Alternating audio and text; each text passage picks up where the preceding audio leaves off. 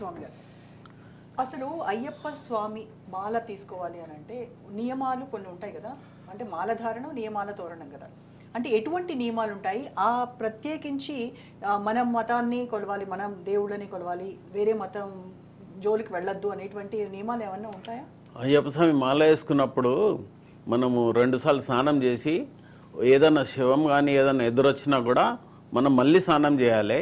స్నానం చేసే వాళ్ళు కానీ వేరే మతస్థుల ప్రసాదం కానీ వేరే మతస్థులది మన చర్చిలు కానీ దర్గాలకు కానీ బొందలగడ్డలకు కానీ వెళ్ళకూడదు. ఇది నియమాల్లో ఉన్నాయి. ఇప్పుడు మరి ఇక్కడ ఈయన బొందలగడ్డ అంటే అక్కడ దర్గా అంటే బొందగడ్డతో సమానమే, అది అక్కడికి వెళ్ళిండు. కానీ ఈయన వెళ్ళడం 100% తప్పైనది. వెళ్ళిండు కానీ ఆయన వాళ్ళ గురుస్వామి ఆయనకు నేర్పించలేదేమో కరెక్ట్గా రామ్ చరణ్ గారికి. రామచంద్ర గారికి ఆయన గురుస్వామి గారు ఎవరైతే ఆయనకు మాల చేసి ఆయనకు నియమాలు సరిగ్గా చెప్పకుండడం వల్ల ఆయన సెలబ్రిటీ కాబట్టి ఆయన అలా చేసిండేమో. ఆయన సెలబ్రిటీ కాబట్టి ఆయనకు ఏం అర్థం కాలే, యాక్టింగ్ చేసుకుంటూ ఆయన బిజీలో ఉంటాడు కదా, ఆయనకు ఈ ధర్మం గురించి అనేది తెలియదు. వాళ్ళ నాన్నగారు కూడా చిరంజీవి గారు ఆంజనేయ స్వామి పేరు పెట్టుకున్నారు, చిరంజీవి అంటే. ఈయన కూడా శ్రీరాముని పాదం పేరు పెట్టుకున్నారు, రామ్ చరణ్ గారు అంటే. ఆయన కూడా ఆయన పెట్టిండు శ్రీరామ రక్షకులు ఉండాలని.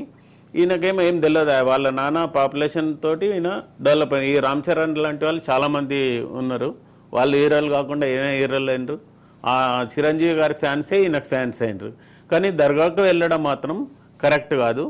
ఆయన మళ్ళీ మాల ధారణ వాళ్ళ గురుస్వామి దగ్గరికి వెళ్ళి క్షమాపణ చెప్పి ఆ మాల తీసేసి మళ్ళీ తెలియక చేసిన తప్పులను మన్నించమని అయ్యప్ప స్వామిని వేడుకొని స్వామి మాలలో ఉన్నటి భక్తులకు కూడా ఆయన క్షమాపణ కోరాలని మేము ఆశిస్తున్నాం. ఓకే, ఇక్కడ స్వామి ఒక డౌట్.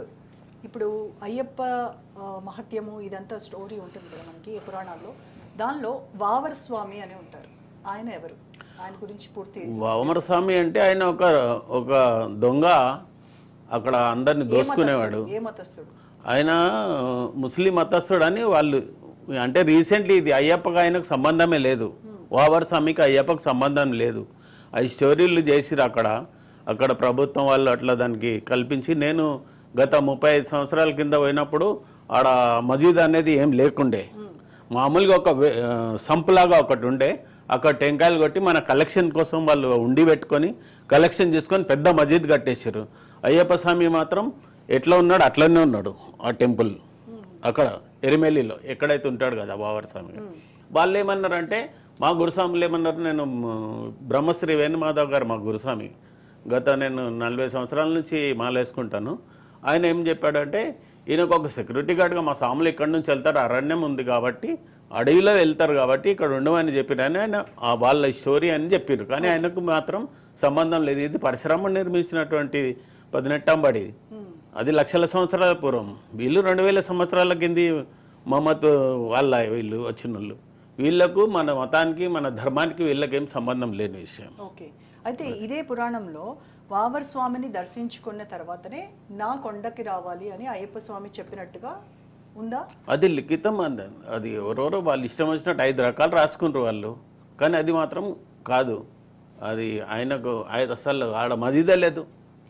ఇప్పుడు కొత్తగా కట్టింది. అప్పుడు నేను వెళ్ళినప్పుడు అక్కడ మజీద్ అనేది లేదు.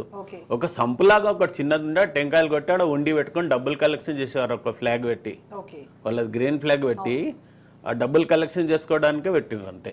అక్కడికి వెళ్ళి కంపల్సరీ కొబ్బరికాయ కొట్టే ఇప్పుడు వెళ్ళట్లేదు ఎవరు సాములు. ధర్మాన్ని పాటించే వాళ్ళు అది కరెక్ట్ కాదని తెలిసిన తర్వాత ఇప్పుడు వావర్ స్వామి దగ్గరికి కూడా వెళ్ళట్లేదు, డైరెక్ట్ అయ్యప్ప స్వామి దగ్గరికి వెళ్తున్నారు. ఓకే, సో రమేష్ గారితో మాట్లాడారు. రమేష్ గారు,